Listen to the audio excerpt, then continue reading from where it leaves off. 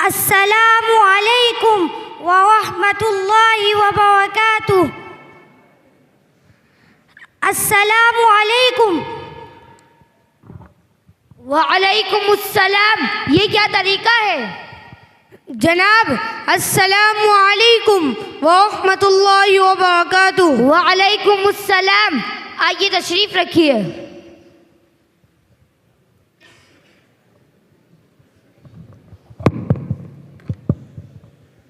आप तो मोबाइल में ऐसे डूबे हैं कि कुछ खबर ही नहीं। ऐसा लगता है कि आपका मोबाइल नेट वाला है। हाँ तो क्या हुआ? तालिबे इल्मों का नेट वाला मोबाइल। मैं तो तलबा के लिए नेट वाला तो क्या सादा मोबाइल भी जहर समझता हूँ। उफ तौबा कर दी ना मुल्ला वाली बात। यह मदरसा वाले दुनिया के तरक्की से दूर कब तक टेक्नोलॉजी से बेखबर रहेंगे और उसके खिलाफ बकते और नाजायज़ और हराम का मर्ज़िया गाते रहेंगे। और क्या आपको इस्लाम की किताबों से भी कोई वास्ता नहीं है? क्या आपने हज़रत इमाम अबू यूसुफ रहमतुल्लाहि अलैहि का कौल नहीं सुना? मन लम यअरिफ अहल ज़मानिही फहुव जाहिल। जो अपने ज़माने से ना वाकिफ़ हो वो जाहिल है। मोबाइल के फ़वाइद अगर मैं शुमार कराऊं तो आप इसकी मुखालफत तो क्या करेंगे, खुद अपने पैसे से तलबा को मोबाइल खरीद कर देंगे। अगर पैसे नहीं होंगे तो कौम से चंदा कर ही सही मगर देंगे ज़रूर। उमर भाई, अगर ऐसी बात है तो फिर इनमें से कुछ फ़वाइद आज बयान कर ही दीजिए, ताकि अगर मैं ख्वाबे गफलत में हूँ तो जागने की कोशिश करूँ। अच्छा तो ठीक है, सुनिए। मोबाइल का सबसे अहम फ़ायदा कि हम तलबा का वो कीमती वक्त जो फ़ोन के लिए STD के चक्कर काटने में और ख़त लिखने में ज़ाया होता था वो बच गया। जब ज़रूरत हो फ़ोन उठाओ, 5 मिनट में पूरे घर के हाल अहवाल मालूम हो जाते हैं, जिसकी वजह से दिल भी मुतमईन और जहन भी आज़ाद रहता है और तालिबे इल्म यकसोई के साथ पढ़ सकता है। वरना पहले दिल धड़कता था कि कौन बीमार कौन मर रहा है, खबर नहीं, दिल बेचैन। रिश्तेदार हिंदुस्तान से कब्रिस्तान पहुंच गए, जनाजे में शिरकत तो क्या चालुम के बाद मरने की खबर पहुंचती। और भाई इससे बड़ी बात, मोबाइल से तालीम हासिल करने में मदद मिलती है। ऑनलाइन क्लास वीडियोज़ और फेसबुक के ज़रिए बड़े बड़े माहिर असातिज़ा से फ़ायदा उठा सकते हैं। ख़ुद आप देख लीजिए कि तलबा मुख्तलिफ क़ुर्रा की क़िराअत इस अंदाज में करते हैं कि असल नक़ल की तमीज़ मुश्किल। सालाना जलसे में मुक़र्रिरीन को नहीं देखते, कोई कारी हनीफ तो कोई कारी अहमद अली, और पता नहीं किस किस मुक़र्रिर के तर्ज़ में बांग दे रहे होते हैं। उनका यह हुनर मोबाइल ही की तो बरकत है। इसमें हम तलबा के लिए मूड फ्रेश करने के ज़राए भी मौजूद हैं। गेम ही को ले लीजिए, इससे मूड फ्रेश तो होता ही है। बड़े बड़े दानिश्वरों का दावा है कि इससे ध्यान खुलता है और इज्तिहादी क़ुव्वत पैदा होती है, जो हम तलबा के लिए बहुत ज़रूरी है। मैं समझता हूँ कि मज़ीद फ़वाइद बयान करने की ज़रूरत नहीं। अगर आपको थोड़ी भी समझ होगी तो मोबाइल की फ़ायदियत के लिए इतना ही काफ़ी है। जनाब, आपकी ये तकरीर सुनकर मुझे ये समझ में नहीं आ रहा कि आपको नादान बोलूं या ना समझ। अरे भाई, आपने जो फ़वाइद और मोबाइल की मिठास दिल में उतारने की कोशिश की है वो शहद का नहीं केमिकल का है। और अल्लाह का करम है कि बुज़ुर्गों की सोहबत से हम केमिकल को शहद नहीं समझ सकते। सबसे पहले तो मैं आपकी ये गलत फहमी दूर कर दूँ कि मेरा ताल्लुक़ मदरसे से नहीं बल्कि स्कूल से है। हाँ, मदरसा वालों से ताल्लुक़ ज़रूर है और बुज़ुर्गों की मजलिस में आना जाना लगा रहता है। और आपने मुझको असलाफ की किताबों से दूर और जाहिल कहा और ख़ुद को रोशन ख्याल जाहिर किया। मैं आपको बता दूं कि जाहिल उसे कहा जाता है जिसे ज़माने की मालूमात ना हो। ज़माने के हालात का इल्म ज़रूरी है लेकिन उस पर अमल ज़रूरी नहीं। अल्हम्दुलिल्लाह ज़माने के हालात से मैं वाकिफ़ हूँ। मैं आपकी तकरीर से मुतासिर नहीं। आपने एक पहलू को बयान किया और दूसरे पहलू को छोड़ दिया। हम जानते हैं कि मोबाइल के फ़वाइद भी हैं लेकिन उसके नुकसान उससे ज़्यादा हैं। मसलन आपने सबसे बड़ा फ़ायदा हिफाजत वक्त और इत्मीनान क़ल्ब बयान किया। हालांकि मोबाइल के ज़रिए जितना वक्त बर्बाद और दिल बेचैन होता है उतना किसी और चीज़ से नहीं होता। घंटों यूट्यूब और फेसबुक पर बर्बाद होते हैं जिसमें 10% काम की बात होती है और 90% बेफ़ायदा दिल को बेचैन करने वाली होती है। आपने कहा मोबाइल के ज़रिए बात करके दिल को सुकून मिलता है, यह तो एक ख्वाब जैसा लगता है। मोबाइल के आने के बाद तो हाल ये हो गया है कि कपड़ा भी हिलता है तो लगता है किसी का कॉल आ रहा है। हमेशा यही ख्याल कि किसी का फ़ोन आए और ना आने पर क्यों नहीं आया, क्या वजह होगी। हज़ारों टेंशन, और जब से खत का सिलसिला बंद हुआ है तो यह हाल है कि हम 2 सतर की दरख्वास्त भी नहीं लिख सकते। जनाब, और आपने कहा कि मोबाइल के ज़रिए तालीम में मदद मिलती है। मोबाइल ने तलबा को कारी, नातखा और मुकर्रिर बना दिया, सफ़ेद झूठ है। हाँ, उनके ज़रिए बहरूपिये पैदा हुए। और आपने कहा गेम खेलने से दिमाग का दरवाज़ा खुलता है। अरे मदारिस के तलबा के जहन खोलने के लिए गेम की क्या हैसियत। कुरान व हदीस के निकात की छानबीन, सेगों के उलटफेर से जहन इतना खुला होता है कि अगर ठान ले तो खुद ही मोबाइल ईजाद कर डाले। लेकिन अल्लाह ने इनको इस मामूली काम के लिए नहीं, अपने दीन की हिफाजत के लिए चुना है। तलबा उलमा की ज़हानत मुसल्लम है, इसलिए आज पूरी दुनिया की निगाह मदारिस पर टिकी हुई है। आपने जो फ़वाइद बयान किए इससे इनकार नहीं, इस हद तक इस्तेमाल जायज़ है, लेकिन इसकी आड़ में जो कुरान नात सुनने के बहाने गाने और फिल्म और दीगर जो फजूल चीज़ों में मशगूल हो जाते हैं, इनका क्या। भाई, मैं आपकी सुलझी तकरीर के जासे में नहीं आने वाला। अब फैसला दलाइल की रोशनी में होगा। चुनांचे मैं अपने मोहतमद प्रोफेसर साहब जो आलात जदीदा के साथ कुरान और हदीस और फ़िक़्ह का गहरा मुताला रखते हैं, उनको बुलाता हूँ। वो आकर आपके ज़हन को साफ करेंगे।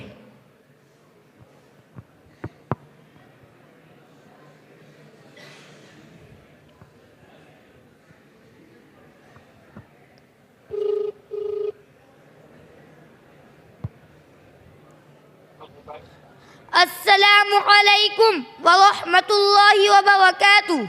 वालेकुम अस्सलाम व रहमतुल्लाहि व बरकातुहू। प्रोफेसर साहब, आपकी तबीयत कैसी है?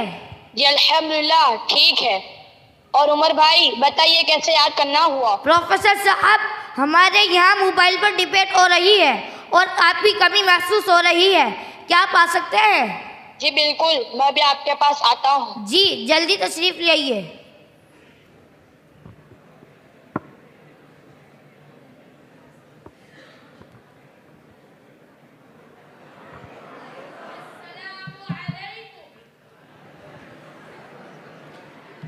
वालेकुम अस्सलाम, आइए तशरीफ रखिए।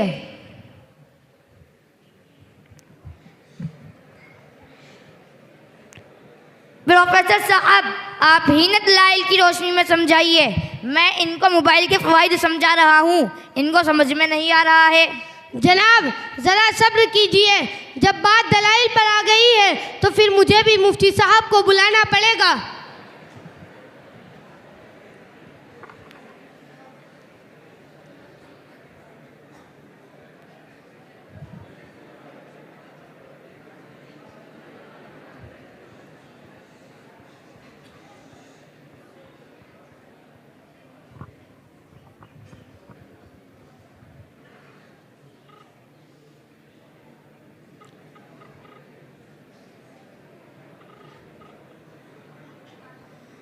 अस्सलामु अलैकुम व रहमतुल्लाहि व बरकातुहू।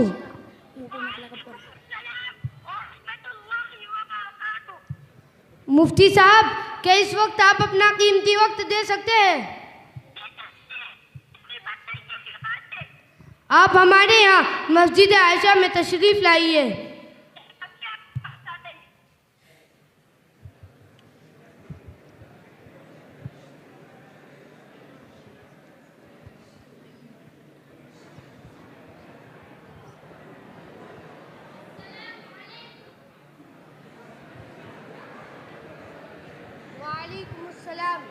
वालेकुम अस्सलाम व रहमतुल्लाहि व बरकातुहू।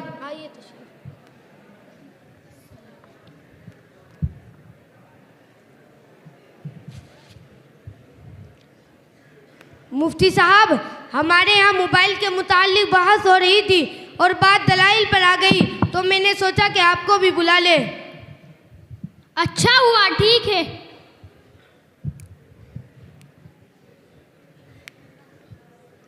अजीज़म, आप अभी नाकिसुल इल्म हैं, इसलिए मोबाइल की इफादियत समझ शरीफ में नहीं आ रही है।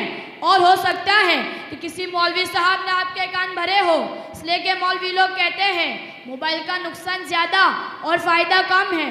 जिसे आप नुकसान समझते हैं वो भी दरअसल फ़ायदा ही है। क्या आप जुम्आ में या फिर क्लास में जो उस्ताद समझाते हैं सुनते हो? गिबत और चुगलखोरी को कुरान में अल्लाह ताला ने मुर्दा भाई के गोश्त खाने के बराबर बताया है।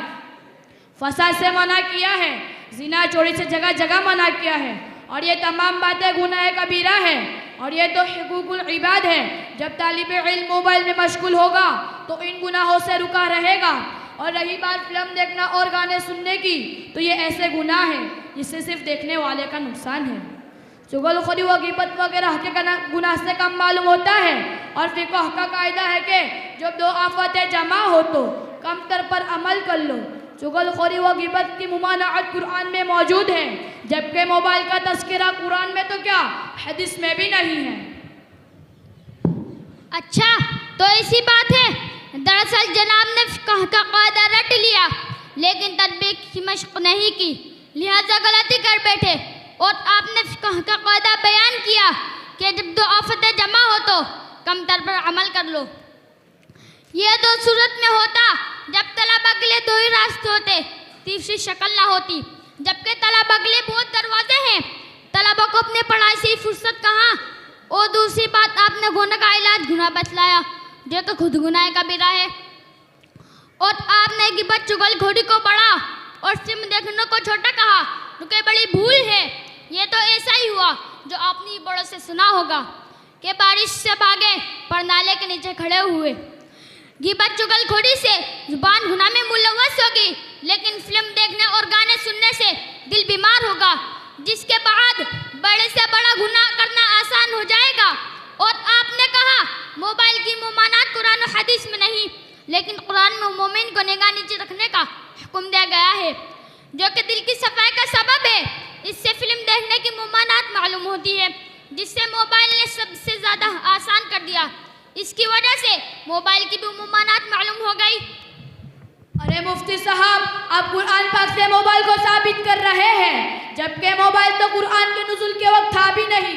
वाह रे वाह, आप लोगों की तो उल्टी भी सीधी हो जाती। बड़े ही करिश्माती हैं आप लोग। प्रोफेसर साहब, आपके वालिद तो बड़े नेक आदमी हैं। जी बिल्कुल, बड़े नेक आदमी हैं। अगर उनका इंतकाल हो जाए ईमान की हालत में और मरते वक्त जुबान पर कलमा जारी हो, तो क्या आपको उनके जन्नती होने की पूरी उम्मीद होगी? मुफ्ती साहब, आप लोग तो कमाल करते हैं। एक आदमी का खात्मा ईमान पर हुआ, मरते वक्त जुबान पर कलमा जारी हो, उनके जन्नती होने की उम्मीद ही क्या, मुझे मुकम्मल यकीन होगा।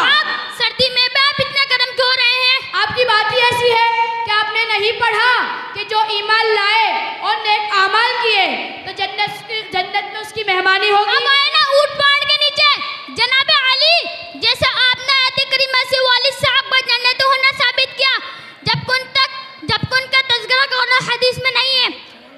इसी तरह उलमा इबारतुन्नस, दलालतुन्नस, इशारतुन्नस और इक़्तिज़ाउन्नस से मोबाइल और जैसे मसले को कुरानी आयत से साबित करते हैं। अच्छा मुफ्ती साहब, अगर ऐसी ही बात है जैसा कि आप हमको समझा रहे हैं, तो फिर बड़े बड़े कालीन और मुफ्तियाने किराम नेट वाला मोबाइल क्यों इस्तेमाल करते हैं? खुद आपके पास भी है। चलो बस करो, ये आजकल के लड़के कुछ समझते वमझते हैं नहीं और बहस करने बैठ जाते हैं। अब तुम्हारा फैसला तुम नहीं बल्कि काजी साहब करेंगे। अभी मैं उनको बुलाता हूँ।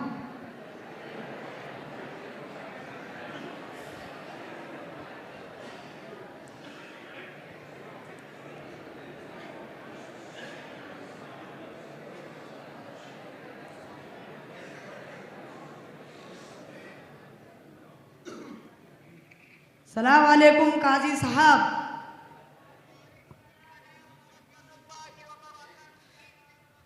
काजी साहब, आप जल्दी से मेरे पास आइए। ये कुछ लड़के हैं जो पूरी मस्जिद आयशा सर पे उठाए हुए हैं।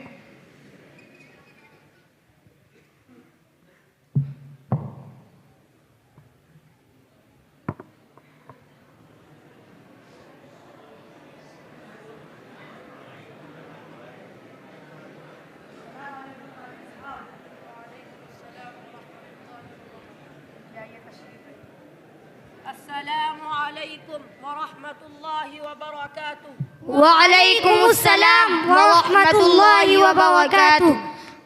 ये तशरीफ रखिए।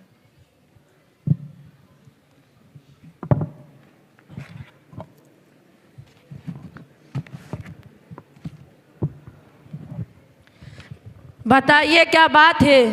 काजी साहब, हमारा कहना है कि इस तरक्की के दौर में हम तालिब इल्मों को मोबाइल की इजाज़त होनी चाहिए, क्योंकि इसके बेशुमार फ़ायदे हैं। आप बताइए आपका क्या मसला है? हमारा ये कहना है कि अगरचे मोबाइल के बहुत से फ़ायदे हैं, लेकिन तालिब इल्म के लिए मोबाइल नुकसान देने वाला है, इसलिए मदारिस और स्कूलों में इसके इस्तेमाल की इजाज़त नहीं होनी चाहिए।